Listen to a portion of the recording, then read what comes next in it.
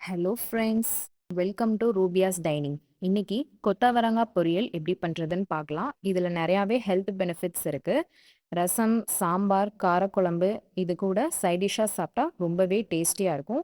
So first time channel பார்க்குறீங்கன்னா மறக்காமல் subscribe பண்ணிக்கோங்க. குக்கரில் 1/2 கிலோ அளவுக்கு கொத்தவரங்காய் சேர்த்துருக்கேன். இது முங்குற அளவு தண்ணி ஊற்றிக்கோங்க. இது கூட கொஞ்சம் கல்லுப்பு சேர்த்துருக்கேன். நீங்கள் தூள் உப்பும் சேர்த்துக்கலாம். ஸோ இதை நம்ம ஒரு 2 விசில் விட்டுக்கலாம். 2 விசில் விட்டதுக்கப்புறம் எடுத்து பாருங்க, நல்லா வெந்திருக்கும். நல்லா வெந்திருக்கு. இதை உடனே தண்ணியை வடிச்சு எடுத்துக்கோங்க. ஸோ ஒரு சட்டியில் 1 டேபிள் ஸ்பூன் ஆயில் சேர்த்துக்கோங்க. காஞ்ச மிளகா சின்னதாக 4 சேர்த்துருக்கேன். பெரிய வெங்காயம் நறுக்குனது 2 சேர்த்து நல்லா மிக்ஸ் பண்ணிக்கோங்க.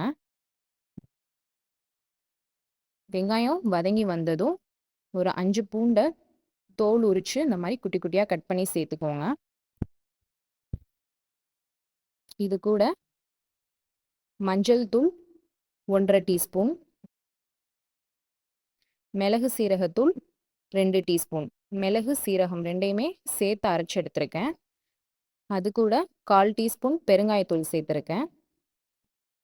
எல்லாம் சேர்த்து மிக்ஸ் பண்ணிவிட்டு நம்ம வேக வச்சிருக்கிற கொத்தவரங்காயை இதோட சேர்த்து நல்லா மிக்ஸ் பண்ணி விட்டுக்கலாம். ஸோ இது மாதிரி நல்லா மிக்ஸ் பண்ணிக்கோங்க. தேவையான அளவு உப்பு சேர்த்துக்கோங்க.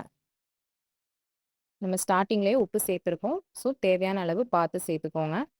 ஒரு 1/2 டம்ளர் அளவு தண்ணி சேர்த்து நல்லா மிக்ஸ் பண்ணி விட்டுக்கோங்க. மூடி போட்டு ஒரு 5 மினிட்ஸ் வேக வச்சுக்கலாம்.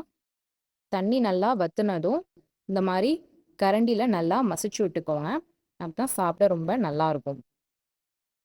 ஸோ ரெடி ஆயிடுச்சு பொரியல். இது ஒரு பிளேட்டில் மாற்றிக்கலாம். இது மேலே கொத்தமல்லி தழை சேர்த்து சாப்பிட்டு பாருங்கள், ரொம்பவே நல்லாயிருக்கும். ஸோ எப்படி இருக்குன்னு செஞ்சு பார்த்துட்டு கமெண்ட் பண்ணுங்கள்.